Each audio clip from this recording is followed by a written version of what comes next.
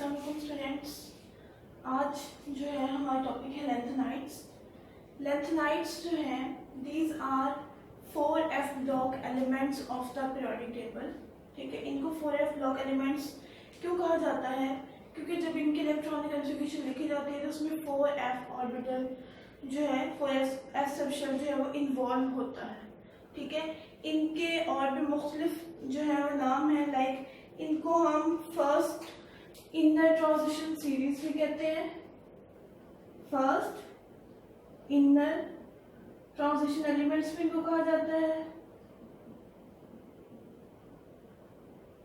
इनको लेंथेनाइड्स भी कहा जाता है। ठीक है, और इनको लेंथानोन्स भी कहा जाता है। इसके अलावा क्या है? 4f block elements. ठीक है, और इसके अलावा इनका एक और नेम है, वो है रेयर अर्थ। रेयर अर्थ इनको कहा जाता है। रेयर अर्थ इनको क्यों कहते हैं? सबसे पहले जो जब इनकी डिस्कवरी हो रही थी तो सबसे पहले जो एलिमेंट जो है लेंथेनम जो मिला, ठीक है, उसकी बहुत ही कम जो है कंसंट्रेशन थी, वो बहुत कम कह लें पाया जा रहा था। तो साइंटिस्ट ने फिर ये नतीजा निकाला कि अगर ये कम है तो इसका मतलब जो बाकी लेंथेनाइड्स होंगे वो भी इतने अबंडेंट नहीं होंगे। इस वजह से इनको रेयर अर्थ का नाम दिया जाने लगा। लेकिन बाद में जैसे जैसे डिस्कवरी होती गई, बाय चांस इनकी जो डिस्कवरी है वो बहुत ही इंटरेस्टिंग है कि कोई बाय चांस एक एलिमेंट जो था, जो एक एलिमेंट अपीयर हो रहा था वो असल में दो एलिमेंट्स थे। ठीक है, इसी तरीके से किसी और एलिमेंट की डिस्कवरी करने लगे तो कोई और लेंथेनाइड एलिमेंट डिस्कवर हो गया। तो इस तरीके से तो रेयर अर्थ का यही है कॉन्सेप्ट कि स्टार्ट में जो पाया गया था वो बहुत कम था, लेकिन जैसे अब मजीद जो है डिस्कवरीज होती गई तो ये बहुत ज़्यादा अबंडेंट पाए जाने लगे। लाइक अगर हम सीरियम की बात करें तो सीरियम जो है सीरियम सेकेंड एलिमेंट है। जो सीरियम है it is 28th element, 28th most abundant element of this earth crust. ठीक है, अब इनके लेंथेनाइड्स के सारे जो नेम है मेंबर्स के, टोटल इसके 15 एलिमेंट्स होते हैं फ्रॉम लेंथेनम टू ल्यूटिशियम। ठीक है, first one is lanthanum, cerium, praseodymium, neodymium, promethium, samarium, europium, gadolinium, terbium, dysprosium, holmium, erbium, thorium, litherium and lutetium. ठीक है, एटॉमिक नंबर 57 to 71। ठीक है, नेक्स्ट वन पोजीशन। अब पता है आपको कि जो ये एलिमेंट्स हैं उनको हमने एक सेपरेट सीरीज बना के जो पीरियोडिक टेबल के लास्ट पे रखा हुआ है। ठीक है, किस लिए? ताकि जो पीरियोडिक टेबल है वो एडजस्ट हो सके। ठीक है, नेक्स्ट वन इनकी अकरेंस है। जो लेंथेनाइड्स हैं ये मिनरल्स में पाए जाते हैं। ठीक है, मुख्तलिफ मिनरल्स में पाए जाते हैं। सबसे इम्पोर्टेंट जो मिनरल है उसका नाम है मोनाजाइट सैंड। ठीक है, मिनरल्स जो जिनमें लेंथेनाइड्स पाए जाते हैं उसमें से सबसे इम्पोर्टेंट क्या है? वो है मोनाजाइट सैंड। मोनाजाइट सैंड जो है एक ब्लैक कलर की सैंड है। ठीक है, ब्लैक कलर की सैंड है जो कि मुख्तलिफ कंट्रीज में पाई जाती थी, like Australia, India, south Africa वगैरह। ठीक है, वहाँ पे पाई जाती थी। और इस मोनाजाइट सैंड से जो है मुख्तलिफ लेंथेनाइड एलिमेंट्स जो हैं वो एक्सट्रैक्ट किए जाने लगे। नेक्स्ट इनकी एक्सट्रैक्शन है। एक्सट्रैक्शन में ये था कि ये जितने भी एलिमेंट्स हैं ये ऑलमोस्ट सेम है, इनकी केमिकल प्रॉपर्टीज ऑलमोस्ट सेम है। इनको एक्सट्रैक्ट करना बहुत मुश्किल था। ठीक है, क्योंकि ये आपस में सेम थे तो सेपरेशन जो है वो बहुत मुश्किल थी। किसी एक को सेपरेट करने के लिए 1000 टाइम्स जो है क्रिस्टलाइजेशन करवानी पड़े, देन वो जाके सेपरेट होता था, अदरवाइज सेपरेशन के कोई चांस नहीं थे। तो इनके लिए जो है वो ये जो मोनाजाइट सैंड थी, जो मिनरल था, इसी के जरिए इनको फिर एक्सट्रैक्ट करवाया गया। ठीक है, काफी एक्सट्रैक्शन प्रोसीजर्स इसके ऊपर अप्लाई किए गए, वो हम डिटेल में नहीं पढ़ेंगे। Next one is electronic configuration. अब इनकी इलेक्ट्रॉनिक कॉन्फ़िगरेशन देखें। फर्स्ट वन एलिमेंट है लेंथेनम। ठीक है, इसकी इलेक्ट्रॉनिक कॉन्फ़िगरेशन ज़ीनॉन आ जाएगा स्टार्ट पे, और बाकी 4f0 5d1 6s2। बेसिकली इनकी जो इलेक्ट्रॉनिक कॉन्फ़िगरेशन है वो कैसे है कि 4f ऑर्बिटल इन्वॉल्व होता है 0 से 14 तक। ठीक है, नेक्स्ट 3d होता है और 3d या 0 इलेक्ट्रॉन आते हैं या इसमें 1 आते हैं। ठीक है, और सॉरी यहाँ पे 5d है, और नेक्स्ट 6s2, ठीक है। s जो है हमेशा जो है वो 6 1 होता है, और s में 2 इलेक्ट्रॉन्स मतलब आते हैं मैक्सिमम। इस तरह जो d है इसमें तो 10 तक आते हैं, लेकिन जब हम इनकी कंफिगरेशन लिखते हैं तो इसमें या तो 0 इलेक्ट्रॉन आते हैं या इनमें 1 इलेक्ट्रॉन आते हैं, ठीक है। अब यहाँ पे देखिए स्टार्ट में 4s0 5d 1 6s2 according to the definition of 4f block elements. 4f block elements हम किन्हें कहेंगे? Those elements in which 4f subshell is in the process of filling, इसमें 4f सबशेल के अंदर इलेक्ट्रॉन्स फिल हो रहे हो। लेकिन अगर हम देखें यहाँ पे लेंथेनम को, तो लेंथेनम का जो 4f है वो एम्प्टी है। लास्ट वन हम देखें ल्यूटीशियम, ल्यूटीशियम 4f14, मतलब इसका f ऑर्बिटल क्या है? कंप्लीटली फिल्ड है। बाय डेफिनेशन ये दोनों लेंथेनाइड्स की डेफिनेशन पे, 4f ब्लॉक एलिमेंट्स की डेफिनेशन पे पूरा नहीं उतरते, लेकिन इनको फिर यहाँ पे रखा क्यों गया है? इसलिए रखा गया है क्योंकि जो इनकी प्रॉपर्टीज हैं वो मैच करती हैं बाकी 13 एलिमेंट्स के साथ, ठीक है। टोटल जो इन दोनों को काउंट करके फिर ये 15 एलिमेंट्स कंसिडर किए गए हैं, अदरवाइज ये 4f ब्लॉक एलिमेंट्स की सीरीज में नहीं आते by definition.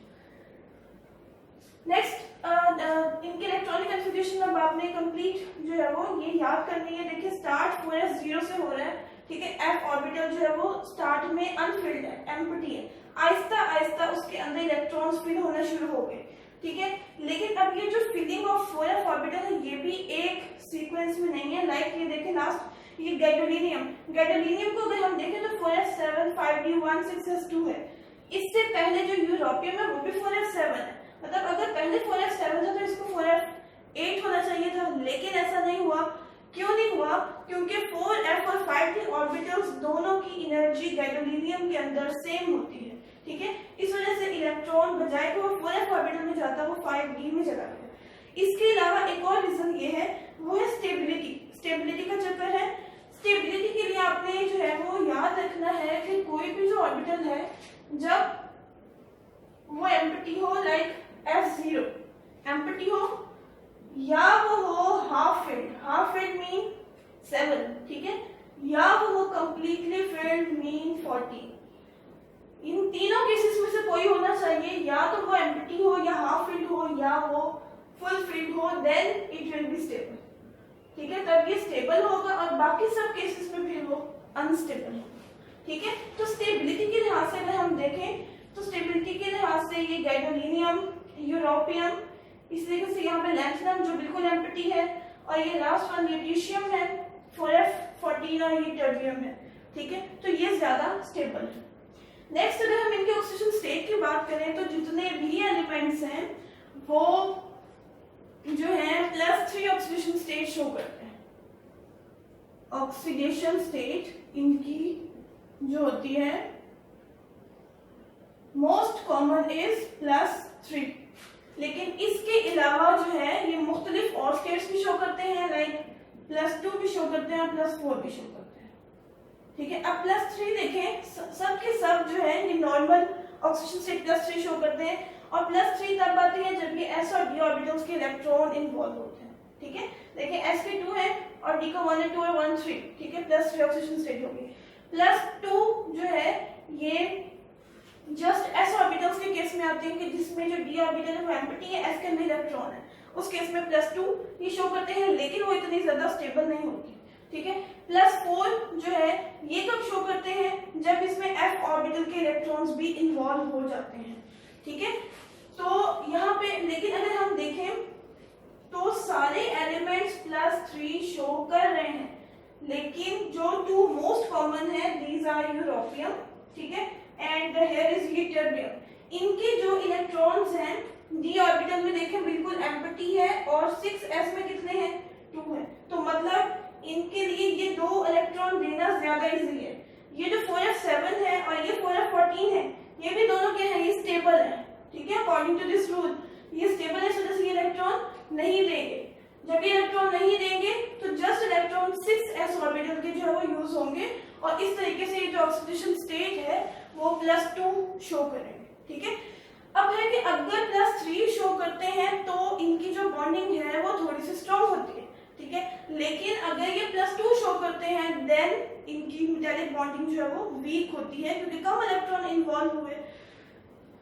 Next one is melting points and boiling points. अच्छा, मेल्टिंग पॉइंट्स और बॉइलिंग पॉइंट्स पे इनकी स्ट्रेंथ पे डिपेंड करता है।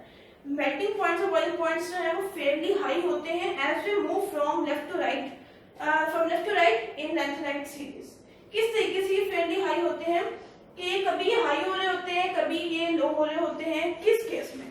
देखिए, स्टार्ट में इन्होंने +3 ऑक्सीडेशन स्टेट जो है वो शो की, मेटालिक बॉन्डिंग थोड़ी सी स्ट्रांग हो गई। लेकिन जैसे ही आगे सेंटर में पहुंचे, यूरोपियम की तरफ पहुंचे, तो इसने +2 ऑक्सीडेशन स्टेट शो की। तो मीन क्या है कि +2 ऑक्सीडेशन स्टेट में just 2 इलेक्ट्रॉन्स यूज हो रहे हैं। तो इस तरीके से यहाँ पे आगे इनकी जो बॉन्डिंग है वो क्या हो जाएगी, वो वीक हो जाएगी। ठीक है, जब ये वीक हो जाएगी तो मेल्टिंग और बॉइलिंग पॉइंट्स इनके क्या हो जाएंगे, लो होंगे एज कम्पेयर टू बाकियों के। ठीक है, इसी तरीके से अगर आप इसमें देखें तो इसमें भी देखेंगे टर्बियम जो है, ये टर्बियम 4f14 है, तो ये भी यहाँ पे जस्ट ये 2 इलेक्ट्रॉन यूज करेगा, तो इसकी भी जो मेटालिक बॉन्डिंग है वो वीक होगी। दैट्स व्हाई इसके मेल्टिंग और बॉइलिंग पॉइंट्स इनके लो होंगे। तो स्टार्ट में हाई है, दरमियान में आके लो हो गए, फिर हाई और फिर लास्ट में आके लो हो गए। तो इस तरीके से इनके जो है एक रेगुलर ट्रेंड इनका नहीं होता। नेक्स्ट अगर हम एटॉमिक रेडियाई की बात करें तो एटॉमिक रेडियाई में ये होता है कि आप लोगों ने जो है वो पढ़ा हुआ है कि जैसे हम अलोंग पीरियड मूव करते हैं, लेफ्ट टू राइट जब हम मूव कर रहे होते हैं तो क्या होता है, एटॉमिक नंबर इंक्रीज करता है। एटॉमिक नंबर इंक्रीज करने का मतलब है कि इनका जो अफेक्टिव न्यूक्लियर चार्ज है वो इंक्रीज करता है। अफेक्टिव न्यूक्लियर चार्ज, ठीक है, मीट के जो एटॉमिक नंबर है मतलब नंबर ऑफ प्रोटॉन्स इंक्रीज कर रहे हैं। जितने प्रोटॉन ज्यादा हो रहे हैं उतना न्यूक्लियस का जो चार्ज है वो ज्यादा हो रहा है, मतलब उतनी उसकी जो है वो इलेक्ट्रॉन को अट्रैक्ट करने की जो एबिलिटी है वो भी ज्यादा हो रही है। ठीक है, लेकिन साथ साथ हम ये भी तो कहते हैं कि अगर प्रोटॉन ज्यादा हो रहे हैं तो फिर इलेक्ट्रॉन भी ज्यादा हो रहे हैं, और अगर इलेक्ट्रॉन ज्यादा हो रहे हैं तो मतलब शील्डिंग इफेक्ट भी ज्यादा होना चाहिए। लेकिन शील्डिंग इफेक्ट की अगर हम बात करें तो शील्डिंग इफेक्ट जो है ये ऑर्बिटल्स की शेप पे डिपेंड करता है। शेप पे कैसे डिपेंड करता है, लाइक जो है हमें पता है कि ऑर्बिटल्स कौन कौन से होते हैं, एस है, पी है, डी है और एफ है। एस की स्फेरिकल शेप है, इस तरीके से पी की जो है डम्बेल है। ठीक है, तो इनकी शेप्स पे डिपेंड करता है। जो एस ऑर्बिटल है ये सबसे ज्यादा शील्डिंग इफेक्ट या स्क्रीनिंग इफेक्ट लगाता है, उसके बाद पी ऑर्बिटल है, देन डी और देन लास्ट एफ। तो मतलब एफ का जो शील्डिंग इफेक्ट है वो बहुत ही लो होता है। क्यों? क्योंकि जो एफ की शेप है वो डिफ्यूज होती है, डिफ्यूज शेप होती है, इस वजह से ये ज्यादा शील्डिंग इफेक्ट नहीं लगा सकता। ठीक है, और ये जो एफ ऑर्बिटल होता है ये जो है देखिए न्यूक्लियस 1 2 3 4 5 6 टोटल जो है इनमें 6 जो एन की वैल्यू है वो 6 होती है। ठीक है, जो ये एफ ऑर्बिटल है ये यहाँ पे पाया जाता है।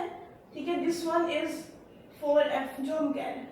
ठीक है, ये है जी 5d और ये है 6s2। मतलब इनका जो 4f ऑर्बिटल होता है ये लास्ट नंबर पे नहीं होता बल्कि ये होता है कर्नल में।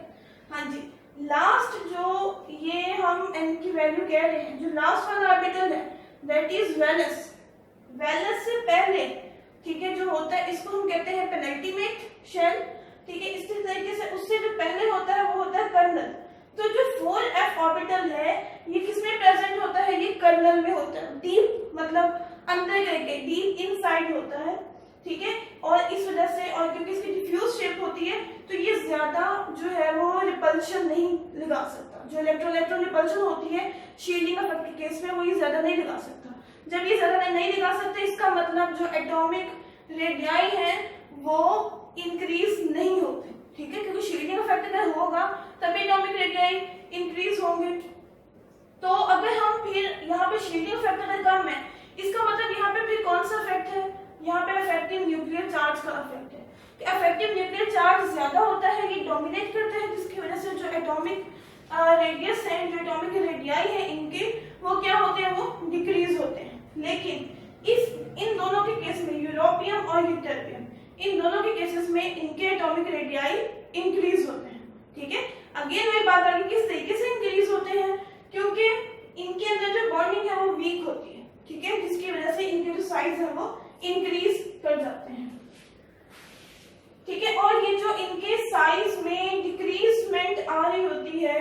जो साइज डिक्रीज हो रहा होता है as we move from left to right, इसको हम कहते हैं लेंथेनाइड कॉन्ट्रैक्शन।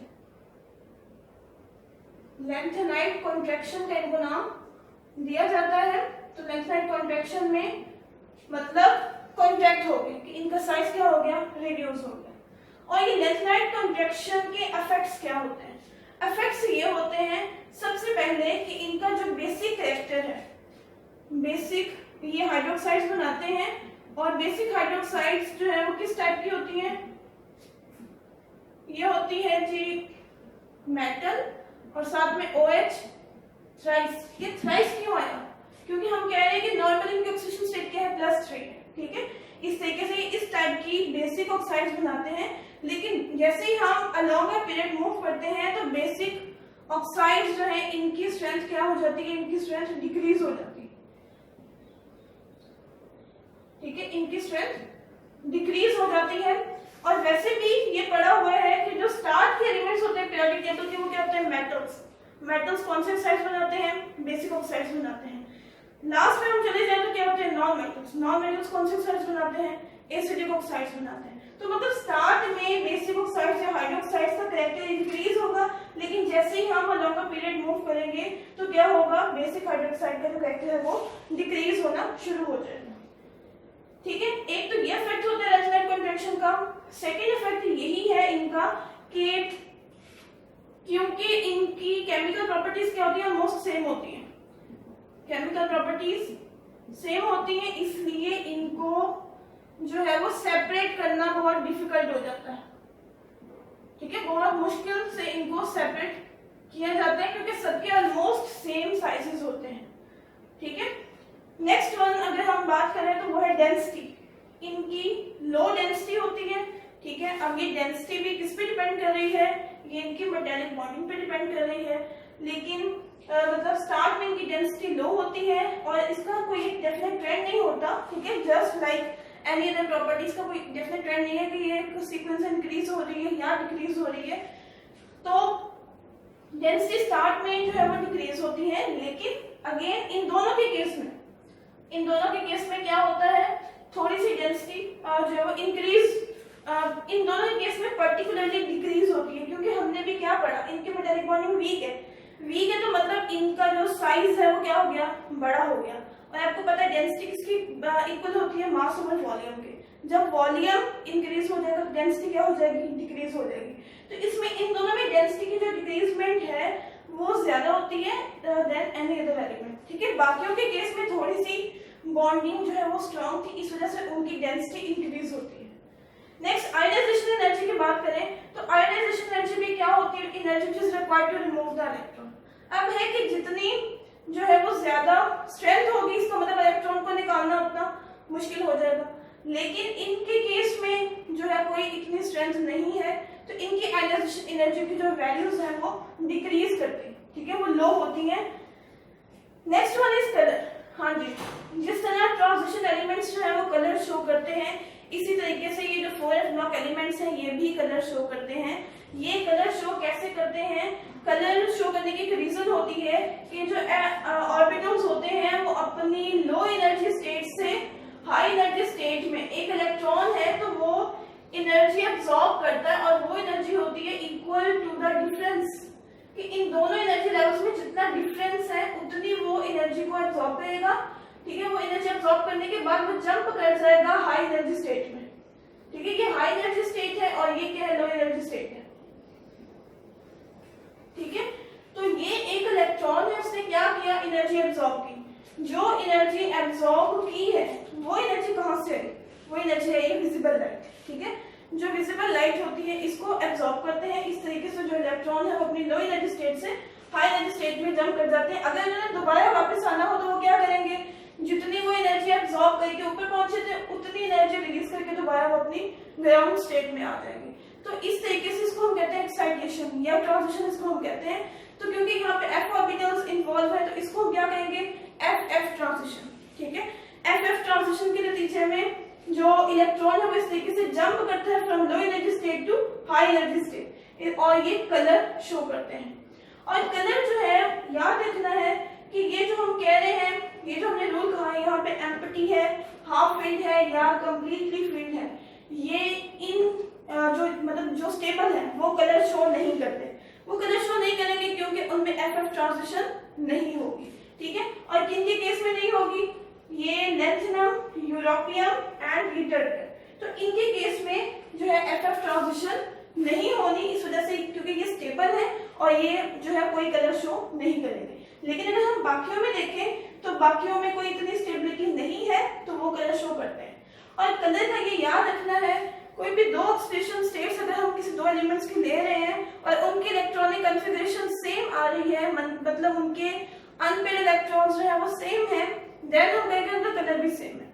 लाइक यहाँ पे मैंने एग्जांपल दी है प्रोमेथियम की, ठीक है, PR है और TM है, इन दोनों की एग्जांपल है, ये +3 स्टेट में है, ये भी +3 स्टेट में है। इसकी हम अगर कॉन्फ़िगरेशन लिखे 4f2 होता है, ठीक है, इसकी लिखे तो 4f12 होता है। अब आप अगर इसके और जो है वो इलेक्ट्रॉन्स बनाएं तो वो कैसे होंगे, 4f2 का मतलब दो अनपेयर्ड इलेक्ट्रॉन्स, ठीक है, इस तरीके से दो अनपेयर्ड इलेक्ट्रॉन हो गए। जो 4f12 है इसके केस में क्या होगा, क्योंकि f जो है वो टोटल 7 होता है, 1 2 3 4 5 3 4 5 6 7, ठीक है। अब 12 है तो मतलब 1 2 3 4 5 6 7 8 9 10 11 12। इस कंडीशन में भी देखिए कितने अनपेयर्ड इलेक्ट्रॉन्स हैं 2, और इस कंडीशन में भी देखिए कितने अनपेयर्ड इलेक्ट्रॉन्स हैं 2। तो हालांकि ये डिफरेंट है एलिमेंट्स, ऑक्सीडेशन स्टेट्स इनकी सेम है लेकिन इलेक्ट्रॉनिक कॉन्फ़िगरेशन भी इनकी सेम है, तो जिनकी इलेक्ट्रॉनिक कॉन्फ़िगरेशन सेम होगी उनका कलर भी सेम होगा। और ये दोनों जो है इनका कलर होता है ग्रीन, ये ग्रीन कलर शो करते हैं। नेक्स्ट आ जाती है इनकी मैग्नेटिक प्रॉपर्टीज। मैग्नेटिक प्रॉपर्टीज किस पे डिपेंड करती हैं, अनपेयर्ड इलेक्ट्रॉन्स पे डिपेंड करती हैं, कि जिनमें मैग्नेटिक प्रॉपर्टी होता क्या है कि सब्सटेंस या तो डायमैग्नेटिक होता है या वो पैरामैग्नेटिक होता है। Substances which are weakly attracted by magnetic field, they are called as paramagnetic. So जो weakly attract होते हैं उनको हम कहते हैं पैरामैग्नेटिक, और जो weakly repel होते हैं उनको हम कहते हैं डायमैग्नेटिक, ठीक है। तो अब यहाँ पे देखें जिनके अंदर भी अनपेयर्ड इलेक्ट्रॉन्स होंगे, लाइक अब ये स्टार्ट से देखें 0 है तो मतलब इसके अंदर कोई अनपेयर्ड इलेक्ट्रॉन नहीं है, तो ये जो लैंथेनम है ये क्या होगा, ये डायमैग्नेटिक होगा, ठीक है। 4f1 एक इलेक्ट्रॉन है और वो क्या है, अनपेयर्ड है, मतलब इसके केस में ये क्या होगा, पैरामैग्नेटिक। इस तरीके से नेक्स्ट ये चलते जाएं तो इनके अनपेयर्ड इलेक्ट्रॉन्स इंक्रीज करते हैं तो इनका पैरामैग्नेटिक कैरेक्टर भी इंक्रीज करता है। तो पैरामैग्नेटिक कैरेक्टर अगर इंक्रीज करता है तो मतलब डायमैग्नेटिक कैरेक्टर डिक्रीज करता है। लेकिन इनके केस में देख लें 4f7 4f14, अब 4f14 जो है ये तो कंप्लीटली फिल्ड है, ठीक है, तो ये पेयर्ड है इलेक्ट्रॉन्स, इस वजह से ये डायमैग्नेटिक होगा। इस तरीके से अगर हम इसको देख लें 4f7, इसके मैक्सिमम क्या है, अनपेयर्ड इलेक्ट्रॉन्स है, तो ये पैरामैग्नेटिक कैरेक्टर शो करेगा, ठीक है। नेक्स्ट जो है लास्ट वन, इनके जो है मुख्तलिफ यूजेस हैं, मुख्तलिफ जगहों पे इस्तेमाल होते हैं। लाइक प्रोमेथियम 147 है, एटॉमिक बैटरी में यूज होता है, इसके अलावा ये कैटलिस्ट के तौर पे यूज होते हैं। सीरियम फॉस्फेट को कैटालिटिक रिएक्शंस में यूज किया जाता है। लैंप्स जो मतलब जो गैस लैंप होते हैं घरों में, उनमें जो मेंटल लगता है गैस मेंटल, वो भी ये लैंथेनाइड्स का बना होता है। इसी तरीके से एग्रीकल्चर में ये यूज होते हैं इंसेक्टोफंगिसाइड्स के तौर पे। इंसेक्टोफंगिसाइड्स मतलब those chemicals that kill both insects as well as fungi, ठीक है, तो वो इंसेक्टिसाइड्स हैं। इसी तरीके से फर्टिलाइजर्स में इस्तेमाल होते हैं। नेक्स्ट इनको टेक्सटाइल्स में यूज किया जाता है, पर्टिकुलरली सीरिक साल्ट्स को, मतलब सीरियम के साल्ट्स को, सीरियम फॉस्फेट, सीरियम नाइट्रेट, इनको जो है टेक्सटाइल इंडस्ट्री में डाइंग के लिए यूज किया जाता है। इसके अलावा भी बहुत सी इसकी एप्लीकेशंस हैं, बहुत से यूजेस हैं, ठीक है। आई होप फेलोस आपको जो है ये क्लियर हो चुका होगा टॉपिक, ठीक है। इससे रिलेटेड कोई जो है क्वेश्चन हो तो आप कर सकते हैं, और मैंने जो है वो मैक्सिमम इसको एक्सप्लेन करने की कोशिश की। कोई पॉइंट अगर मिस हो गया हो then you can tell me. Okay students, thank you so much, अल्लाह हाफिज़।